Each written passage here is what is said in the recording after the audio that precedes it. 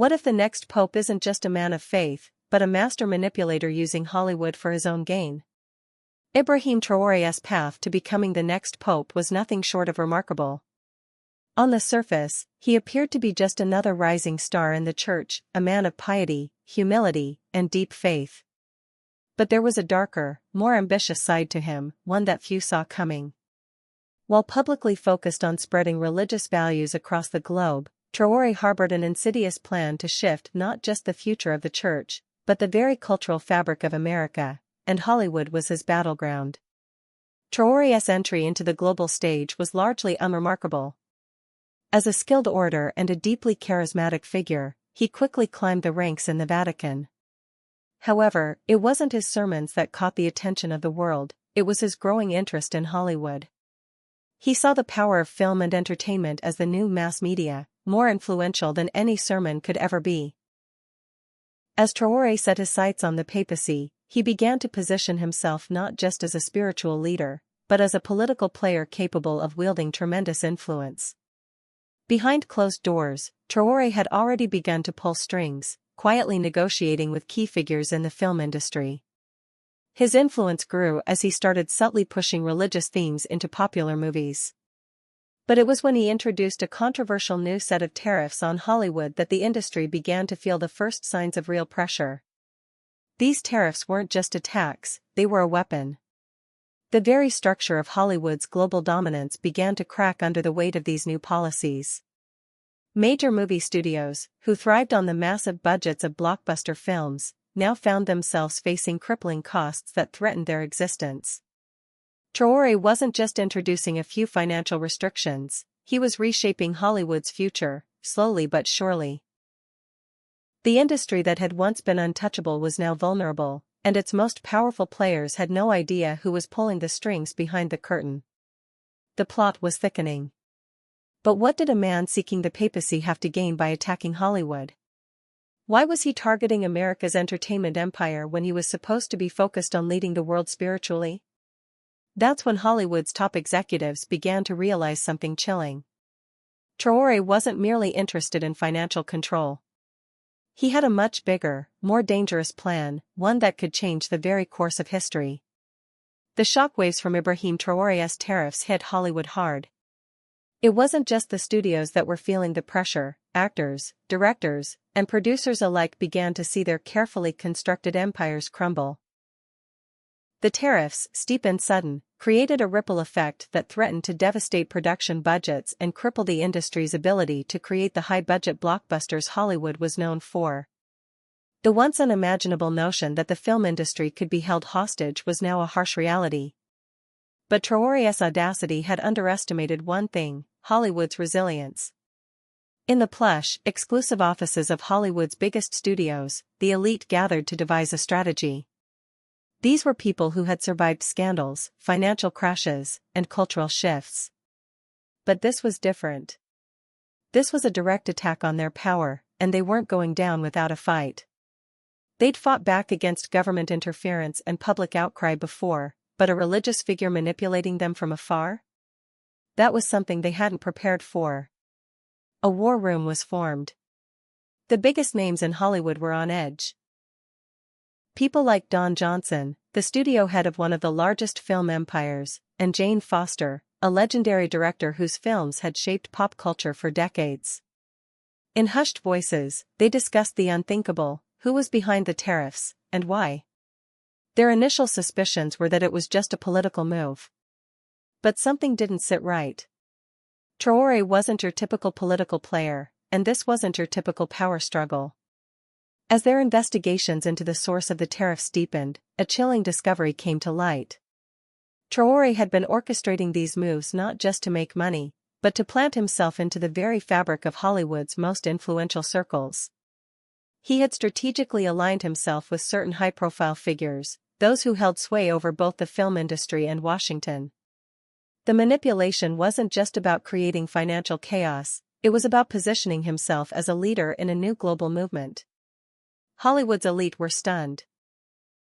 Traoré had already gained the support of several key figures in politics, business, and even entertainment. How had a man with no direct ties to Hollywood managed to infiltrate its inner sanctum so easily? His connections were a mystery. Traoré wasn't just pulling financial strings, he was building an empire that could, at a moment's notice, take control of the cultural narrative. And this wasn't just an attack on Hollywood, it was an attack on everything they had built. The next twist came when a confidential document was leaked to the press. A secret meeting between Traoré and some of Hollywood's biggest stars, politicians, and media moguls was exposed. The document revealed that Traoré had been negotiating the terms of an alliance that would put the entertainment industry in his pocket. In return for supporting his bid for the papacy, Hollywood would benefit from favorable policies and influence in global media. This was no longer just about tariffs. It was about creating a new order, where Traoré would hold the reins of both the church and global entertainment. Hollywood, shaken but not yet defeated, began to mount its defense. Major stars and directors joined forces, planning an attack that would expose Traoré's ambitions to the world. But they soon realized that the fight would be more complicated than they imagined. Traoré had made a move that no one saw coming. He wasn't just playing chess with Hollywood, he was playing a game with the very soul of global culture, and they were dangerously close to losing. The discovery of Ibrahim Traoré's secret meetings sent shockwaves through both Hollywood and the political establishment. What started as a simple financial blow, those devastating tariffs, had now evolved into something far more dangerous. Hollywood's elite, once confident in their ability to control the narrative, were now scrambling to find a way to take back control. They knew Traoré's game was about far more than money. It was about power, influence, and a vision that threatened the very fabric of their empire. Behind the scenes, the most influential players in Hollywood gathered in urgent meetings, trying to figure out how to counteract Traoré's growing influence. They were desperate to keep their hands on the reins of the global entertainment machine. What Hollywood had failed to realize, though, was that their industry was not the only one Traoré had his sights on. The Vatican was just the beginning. Traoré's ambition was far more widespread than anyone had imagined. His manipulations were reaching into governments, political leaders, and even global media outlets, ensuring that his rise to the papacy would be unstoppable. As Traoré's influence grew, the cracks in Hollywood's foundation deepened. The leaked documents had revealed a horrifying truth: his ultimate plan wasn't just to become pope. It was to use Hollywood as a platform to expand his reach, spreading his control over every facet of global culture. The truth was undeniable now. Ibrahim Traoré had carefully and methodically positioned himself to not only take over the church, but to control the very messages that shaped the world's entertainment. He intended to use Hollywood's global influence to push his own religious and political agenda, making the entertainment industry an extension of his reach. The realization hit like a freight train: Hollywood was facing a battle not only for its survival but for its soul. The industry, known for pushing boundaries and telling stories that shaped generations, now had to fight for its very essence. In a shocking turn of events, a powerful political figure close to Traoré made a public announcement: the Vatican, under Traoré's influence, would be launching a new media initiative, one that would cleanse Hollywood's content to reflect moral and spiritual values. This was Traoré's real agenda. He wasn't just interested in money or influence, he was attempting to redefine global culture by placing his beliefs at its very core. Hollywood's elite, now facing the full extent of Traoré's machinations, turned to desperate measures. They called upon their own allies in the media and government, asking for help in exposing Traoré's true motives to the world. But Traoré was always 2 steps ahead. As Hollywood fought to protect itself, he continued to move with precision, manipulating public opinion, turning some of the biggest stars and directors to his cause, promising them the kind of global influence they'd only dreamed of. Meanwhile, behind closed doors, the church's support for Traoré was growing. His carefully crafted public persona, his piety, his humility, made it almost impossible to oppose him. What the world didn't see was that his true power came from the behind-the-scenes negotiations and strategic alliances he had made with some of the world's most powerful figures. His plan was no longer a dream. It was a living, breathing reality. As the weeks passed, a chilling realization dawned on Hollywood: they weren't just fighting a man, they were fighting a movement. And that movement was gaining momentum by the day. Hollywood was in chaos. The leaked documents, the tariffs, the sudden media initiative launched by Traoré, it was all coming together. The fight for control over the global narrative was no longer just about money or influence, it had become a war of ideologies. On one side, you had Ibrahim Traoré, the calm, calculating figure seeking to mold the world in his image, with Hollywood as his weapon. On the other side were the entertainment moguls and stars, scrambling to protect their creative freedom and the culture they had helped build. The tension reached a boiling point when one of Hollywood's most beloved directors, Michael Grant, went public with a statement condemning Traoré's influence. "This is not about protecting the purity of film or entertainment," Grant declared, his voice shaking with anger. "This is about control. Control over our stories, our art, and our freedoms. We cannot let him succeed." Grant's words ignited a firestorm across the media. Hollywood's elite rallied together, forming a resistance, determined to fight back against Traoré's growing influence. The stars and creators who once only cared about box office success were now faced with a moral and existential decision. They began to see that the stakes were much higher than they had imagined. Hollywood was at war with a force far greater than a few tariffs. It was at war with a global movement aimed at redefining culture. But Traoré was no ordinary adversary. He wasn't just making waves in Hollywood. He was using the power of the church and his rapidly expanding media network to sway public opinion in his favor. What began as a behind-the-scenes manipulation was now an open battle for the hearts and minds of millions. He wasn't just after Hollywood's money, he wanted to control the very messages that were being broadcast across the world. And as more celebrities fell under his spell, Hollywood realized that this battle was no longer just about saving the industry, it was about protecting freedom of expression itself. The shocking twist came when Traoré made a public appearance at a major Hollywood gala. Dressed in his signature dark robes, he appeared to the star-studded crowd not as a religious figure, but as a charismatic, almost messianic figure. With a calm but firm voice, he addressed the industry, his words dripping with calculated persuasion. "The world is changing," Traoré began. "It is time to choose what legacy you will leave behind.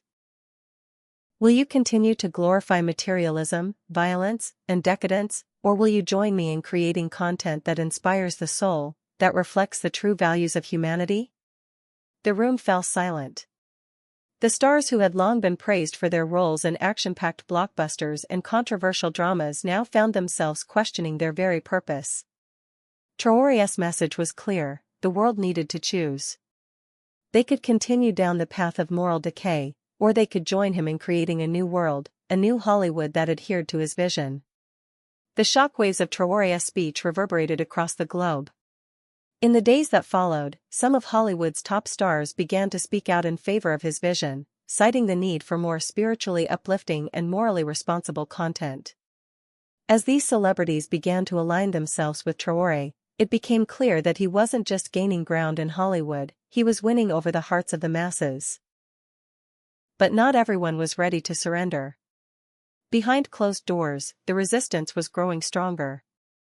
The top studio heads, directors, and independent filmmakers met secretly, planning their next move. They knew they couldn't fight Traoré with words alone. It was time to take drastic action. They would need to expose the full extent of Traoré's manipulations, if they could, before it was too late. And then, a bombshell dropped. One of Traoré's closest allies in Hollywood was revealed to be a double agent, secretly feeding information to the resistance. This was the break they had been waiting for. The resistance now had the upper hand, but would it be enough to stop Traoré's rise? The countdown was on. Hollywood's resistance had one chance to stop Ibrahim Traoré from seizing control, not just of Hollywood, but of the global narrative itself. With the truth now partially exposed, the stakes had never been higher. The power struggle had escalated from financial manipulation to an all-out ideological war. At this point, Traoré was no longer just a threat to Hollywood, he was a threat to the very foundation of free expression and creativity. The double agent within Traoré's inner circle had provided Hollywood's resistance with the final piece of the puzzle. The information he leaked was explosive, documents, recordings, and hidden communications that proved Traoré's true intentions. The resistance now had solid proof that Traoré's entire campaign had been a calculated move, not just for control of Hollywood, but for the entire media landscape. He had been secretly building alliances with global leaders, seeking to extend his influence far beyond the film industry. Hollywood, it turned out, was merely the first domino in his plan for a global cultural takeover. As the resistance prepared to release the documents to the public, Traoré's grip on Hollywood tightened. He had already gained the support of several powerful figures in the entertainment world, people whose voices would sway millions. The narrative Traoré had spun, a narrative of morality, spirituality, and cultural responsibility, was beginning to resonate with a frightened public, especially as the world was facing growing political and social unrest. People were looking for a savior, someone who could offer them meaning and purpose, and Ibrahim Traoré had become that figure. In a dramatic turn of events, Traoré announced a global media summit, where he would reveal the next phase of his initiative, a new partnership between the Vatican and Hollywood to create spiritually responsible content that would reach billions around the world. The summit was set to be the crowning achievement of his plan, an event that would solidify his control over Hollywood and, by extension, the world. Hollywood's resistance had to act quickly. On the day of the summit, the resistance made their move. A secret press conference was held just hours before Traoré's, where they dropped the bombshell. The documents, the recordings, the truth, everything was exposed. Traoré's manipulation, his collusion with political figures, his plans to control Hollywood and the global media, all of it came crashing down in front of the world. The media exploded with coverage. The public, once captivated by Traoré's charisma and moral high ground, now saw the man for what he truly was, a power-hungry manipulator seeking to dominate not just the church, but the very essence of culture itself. The resistance had won, but the victory was bittersweet. Hollywood's future was no longer about protecting the industry from one man, it was about ensuring the freedom to create, to tell stories without fear of control. But Traoré's plan didn't die with the release of the documents. It evolved. In a chilling final act, Traoré disappeared from public view, retreating into the shadows, his ambition still burning. He wasn't done. He would return, stronger, smarter, and more determined than ever. Hollywood had won this round, but the war was far from over. As the dust settled, the film industry began to rebuild. The resistance had sparked a global movement, a movement not just to protect Hollywood, but to ensure the freedom of expression in all forms of art. But the question remained, how long before Ibrahim Traoré reappeared with a new plan, a new strategy, and a new way to bend the world to his will?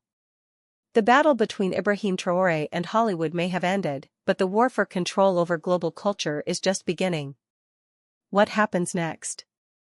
Will Traoré return with a vengeance, or will Hollywood's resistance rise again? Subscribe and stay tuned for the next chapter in this high-stakes game of power. The world isn't done watching.